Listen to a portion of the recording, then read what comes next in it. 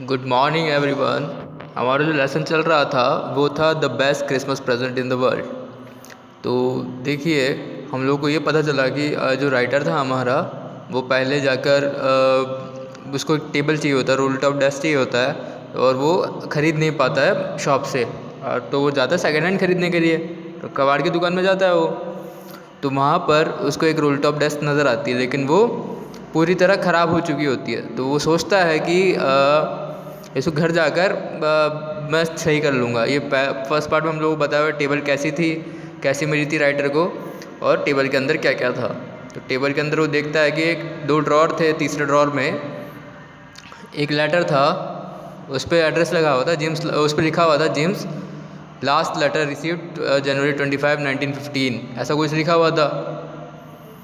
और ना चाहते हुए भी, कि नहीं पढ़ना चाहते हुए फिर भी हमारा राइटर वो लेटर पढ़ता है। उसके ऊपर लिखा होता है मिसेस जिम मैकफर्सन, एड्रेस लिखा होता है gym Mrs gym Macpherson 12 copper beaches Bridport Dorset, ये सब लिखा होता है।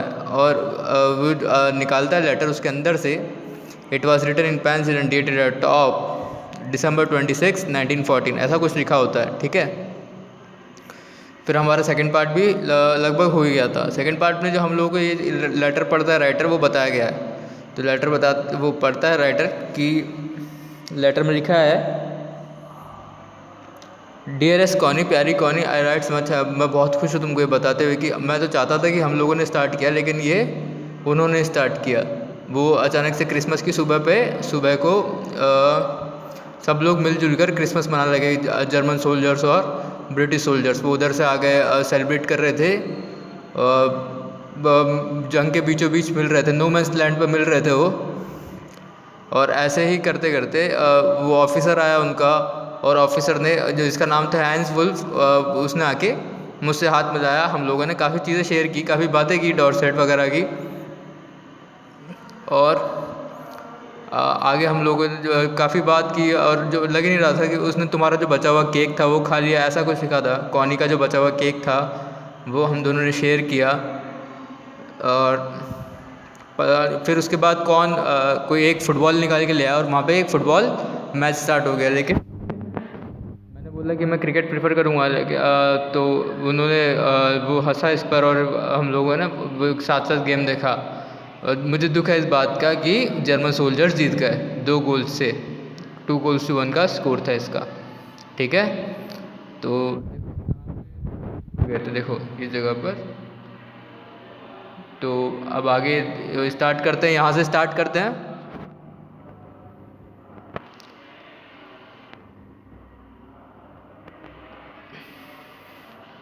But as Hans Wolff generously said, a goal was wider than theirs, so it wasn't quite fair.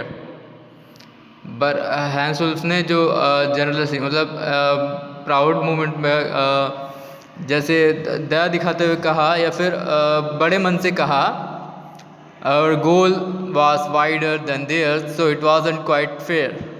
जो हमारा गोल था, हमारा गोल उनसे ज़्यादा बड़ा था, तो ये अच्छा कि वो फेयर गेम नहीं था, निष्पक्ष गेम नहीं था। इसी वजह से हम लोग जीत गए। उसने ऐसा बड़प्पन दिखाते हुए ऐसा कहा, जनरसली उसने ऐसा कहा। The time came, and all too soon, when the game was finished, the schnapps and the rum and the sausage had long since run out, and we knew it was all over. और समय आ चुका था जब वो game ख़त्म हो गया।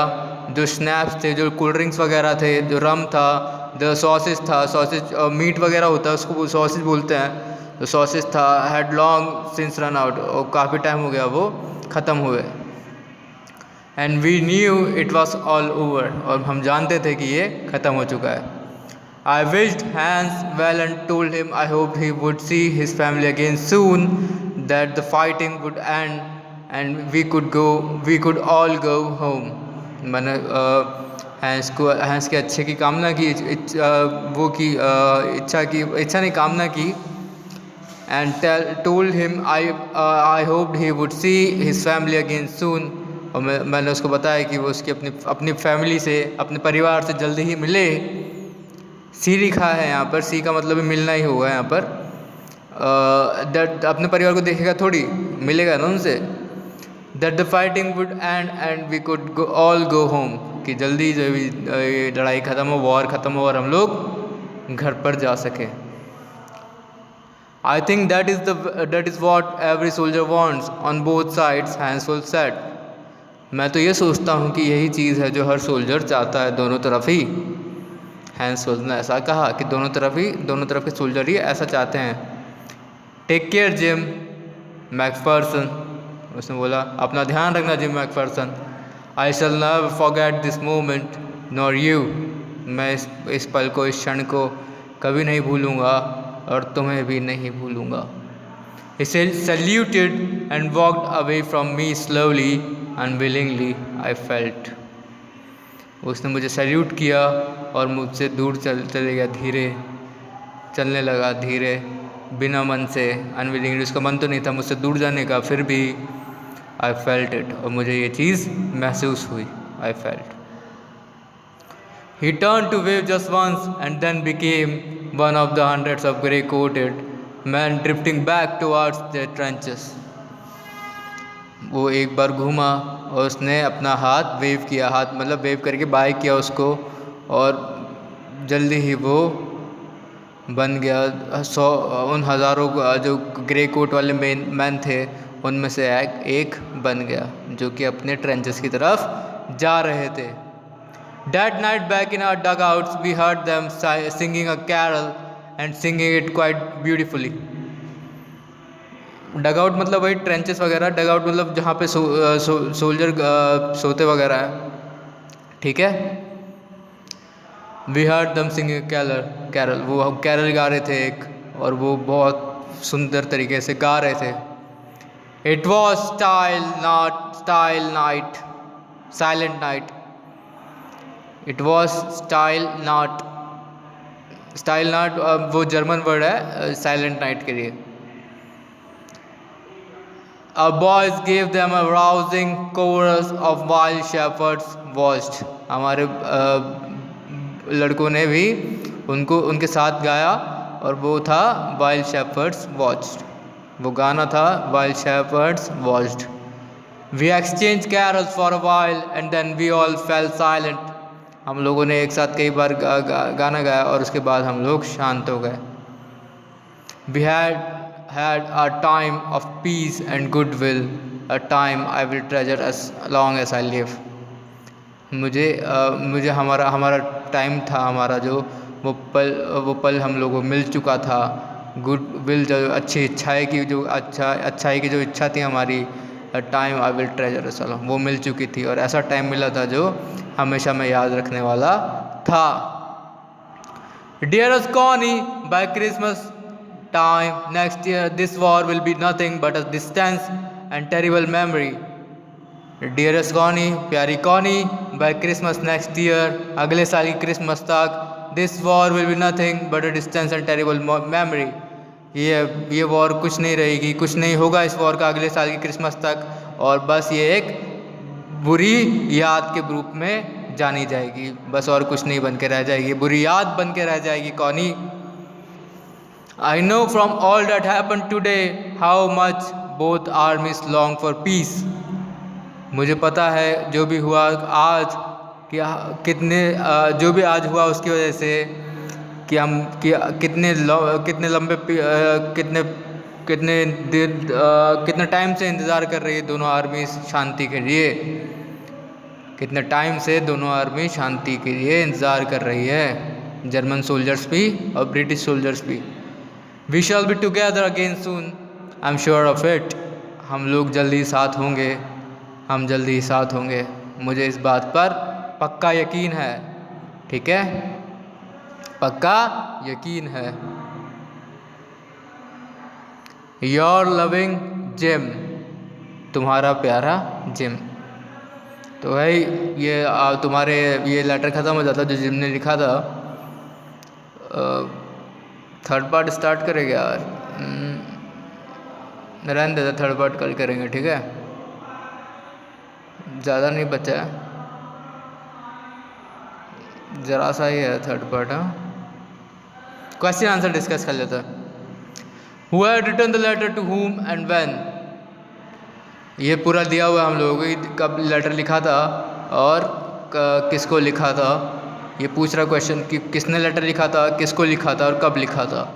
तो इसका सीधा सीधा आंसर है कि भाई जो लेटर था वो जिम ने लिखा था, कॉनी को लिखा था, और डेट भी दी हुई है हम लोगों को। डेट शायद यहाँ पर है,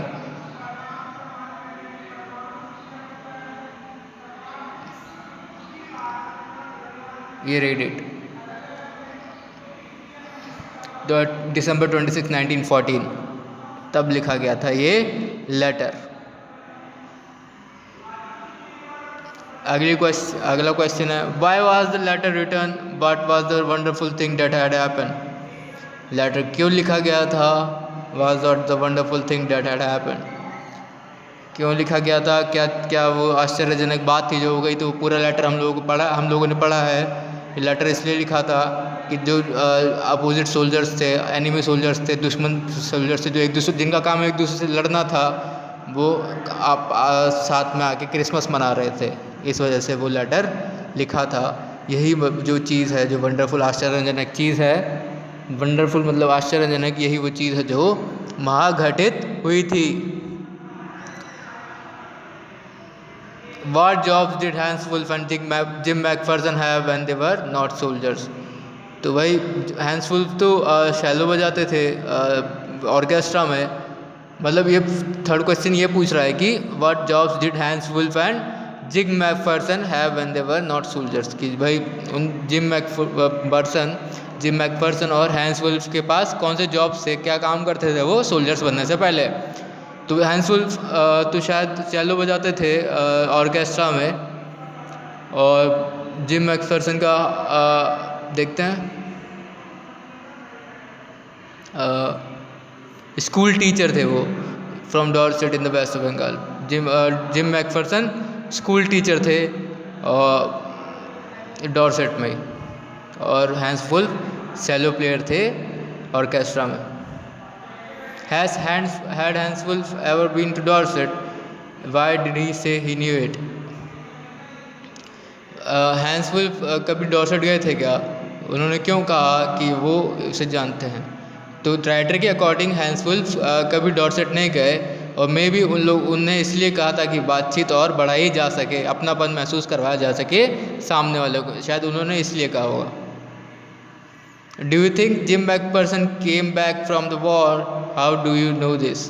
क्या तुम्हें लगता है जिम मैकफर्सन वॉर से वापस आए होंगे, लड़ाई से वापस आए होंगे, जंग से।